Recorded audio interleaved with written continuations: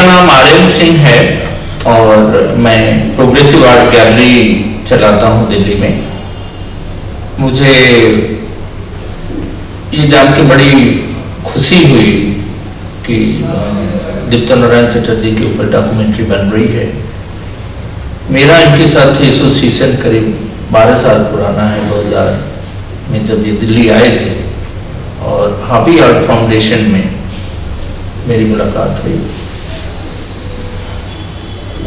मुझे बहुत अच्छा लगा कि Dipta Narayan Chatterjee as a artist, as a organizer बहुत ऊर्जा के साथ काम कर रहे थे और इनकी टेक्निक देख के तो मैं बिल्कुल आश्चर्यचकित रह गया, बहुत प्रभावित हुआ।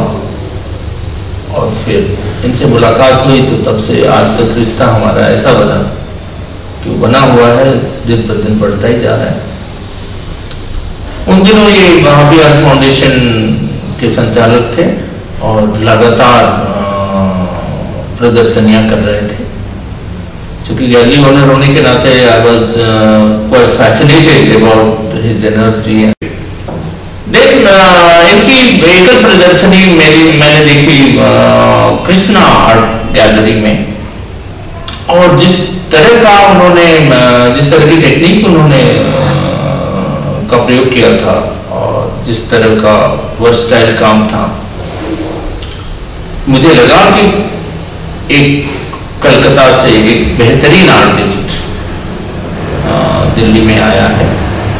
और मैंने एज ए मित्र के नाते, क्योंकि मित्रता हो चुकी थी, हम लोग काफी उठना बैठना हमारा होता था, तो मैंने दीप्त को कहा कि हो सके तो आप सिर्फ आर्टिस्ट के बतौर काम करें, क्योंकि आपका काम बहुत ही इम्प्रेसिव है। हमने बहुत सारी पेंटिंग्स बेची और हमारे जितने कलाकार थे, मुझे उम्मीद है कि एक मेरे दोस्त हैं, उन्होंने इनकी 30-40 पेंटिंग्स अकेले ही खरीदी। He was so impressed. उनके कलेक्शन में है, he is very proud of having that. तो ये शायद दीप्त को बात समझ में आई होगी और कुछ दिन के बाद इन्होंने फ्रीलांस आर्टिस्ट काम करना शुरू कर दिया। जो स्किल इनके अंदर थी उसके अलावा भी इन्होंने बहुत सारे प्रयोग किए। और मैं समझता हूं कि किसी भी आर्टिस्ट के लिए प्राउड की बात होती है कि उसके हाथ में इतनी स्किल हो कि जैसे चाहे जिस तरह की टेक्निक को यूज करते वो काम कर सके। आप देख सकते हैं हमारे बैकग्राउंड में इनकी पेंटिंग है जो एकदम सुपर फिनिश और बढ़िया पेंटिंग है जो ऑयल में है, लेकिन साथ ही आप एक पेंटिंग देख सकते हैं जो इनकी पुरानी टेक्निक है, जिसकी माहिर है और जिससे इम्प्रेस होके मेरे ख्याल से इनकी एकल प्रदर्शनी वहाँ रोमानिया गई थी। मैं उन दिनों पहाड़पुर बिजनेस सेंटर में एज ए क्यूरेटर एग्जीबिशंस लगाता था। वहाँ से बहुत सारे लोगों ने देखा, इन्वेस्टर ने भी देखा, फिर कॉन्टैक्ट करके ले गए। दूसरी बात दीप्त नारायण चटर्जी में जो मुझे बहुत इम्प्रेसिव लगी वो है कि ये वेल रेड है। मोस्टली आर्टिस्ट पढ़े लिखे कम होते हैं, बीएफए तो कर लेते हैं, एमएफए कर लेते हैं, बट इंडियन ट्रेडिशंस की, वैल्यूज की, कल्चर की,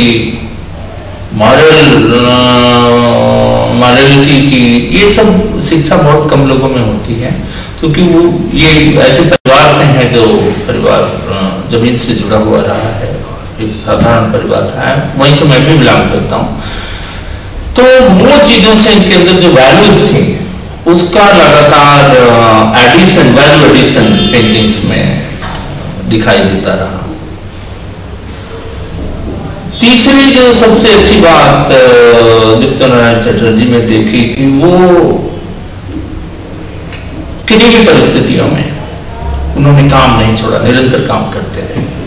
एक आर्टिस्ट के लिए बहुत जरूरी होता है कि वो लगातार काम करे।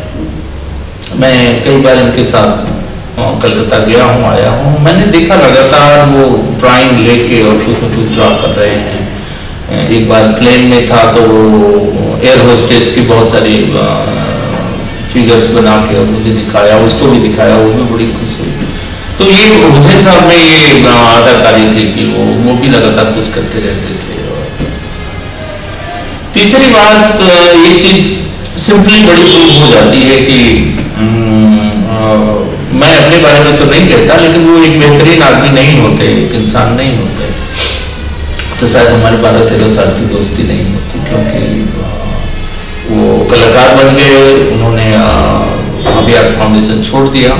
इसके बाद भी कभी भी हमसे ऐसा नहीं हुआ कि हफ्ते भर में बातचीत ना हो रही, लगातार होती रही। जब भी हम कई प्रदर्शनियों में मिलते हैं तो चीजों को समझने की कोशिश करते रहे। जितना भी मेरी समझ है, मैं भी काफी 35 साल से इस आर्ट फील्ड में हूँ, लेकिन हमारे दोनों की समझ में बहुत अंतर नहीं रहा, क्योंकि वो एक तो पढ़े लिखे थे और दूसरा खुद कलाकार थे, तो वो हमको और नजदीक लाता गया। और बहुत सारी बातें हैं इनके अंदर। ये रविंद्र संगीत के अच्छे जानकार हैं, गाते रहे हैं, वो भी चीज हमें फैसिनेट की। और क्योंकि संगीत का ज्ञान होना, उसका भी वैल्यू एडिशन आर्ट में होता ही है, हर जगह होता है। अभी जो सबसे रिमार्केबल बात इनके अंदर ये है कि कभी इन्होंने शो ऑफ में विश्वास नहीं किया, दिखावा करने में। बहुत सारे आर्टिस्टों के साथ पेज 3 की बात लोग करते हैं, या अपने काम पे इनको विश्वास रहा। और मेरे ख्याल से मैं समझता हूँ कि बहुत कम कलाकार हैं जो बहुत सारी पेंटिंग्स बनाने की क्षमता रखते हैं, ये तो लगातार काम करते हैं। तो इन्होंने बहुत काम किया है और बहुत सारे लोगों की कलेक्शन में इनका काम है। मैं समझता हूँ एक आर्टिस्ट को आगे ले जाने के लिए बात बहुत जरूरी होती है, और वो लगातार करते रहे। मैं इनसे समझता हूँ कि लगातार इसलिए प्रभावित रहा हूं कि कभी भी बनावटी आर्ट की, जो जिसको कह सकते हैं कि जिसमें प्योरिटी की कमी होती है, उसकी बात इन्होंने कभी नहीं की। और जो कुछ भी कहना था वो अपने कला के माध्यम से ही कहते रहे, क्योंकि आर्टिस्ट का सबसे बेहतरीन तरीका वो विजुअल आर्ट के थ्रू ही कहना है, रेदर देन कि लोग स्टेटमेंट आके देते हैं। मैंने नहीं देखा इन्होंने कभी कोई स्टेटमेंट बड़ी दी हो या बहुत बड़ा कोई घोषणा की कि हम ये करते हैं, वो करते हैं। हमारे सामने की बात है, इनका सोलो शो था, अब्दुल कलाम साहब आए थे, उन्होंने कहा कि कुछ बोले, बट उन्होंने कहा कि नहीं, हमारी कला जो बोल रही है वही है मेरे पास, कहने की कुछ नहीं। तो ये सादगी कम आर्टिस्टों में मिलती है। लगातार कलकत्ता से जुड़े होने के नाते एक वहां की सभ्यता जो है उससे हमेशा रूबरू रहे, तो शायद इनको इनके अंदर बनावटीपन कम आया। जो शहर में लोग आते हैं मेट्रो में, आप जानते ही हैं कि बदलते देर नहीं लगती है, रातों रात बदलने की कोशिश भी करते हैं। तो वो चीज हमें हमेशा इम्प्रेस करती रही, और मैं अभी भी इसका कायल हूँ कि बनावटी चीजों में विश्वास नहीं करते हैं। दोस्ती की जहां तक बात है, तो मैं तो इनकी शादी से लेके और अब तक बच्चे भी हुए, हम लोगों का रोज का हर चीजों से बातचीत से जानकारी होती रहती है। तो मैं जानता हूं कि एक इंसान के तौर पे, जो कि एक आर्टिस्ट या किसी का भी होना बहुत इम्पोर्टेंट है, इनको मैं बेहद पसंद करता हूँ, बहुत ही पसंद करता हूँ। मैं चाहूँगा कि इसी तरह से काम करते रहें, इनका चूँकि बहुत अभी उम्र है काम करने की, और अलग अलग विषयों पे अलग अलग टेक्निक में जो ये समाज को दे पाएंगे।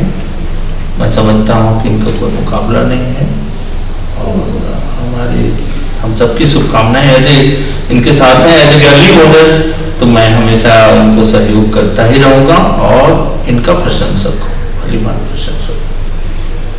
एज ए गैलरी ओनर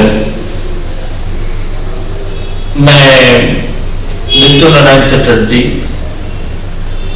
का भविष्य बहुत ही उज्जवल देखता हूँ और मैं समझता हूँ कि ये हिंदुस्तान के अग्रणी कलाकारों में इनका नाम लिया जाएगा और मैं तो इनका जीवन पर्यंत प्रशंसक रहूंगा और एज ए गैलरी ओनर इनके कार्यों को रखूंगा, देखता भी रहूंगा और जो भी सहयोग होगा वो करूंगा।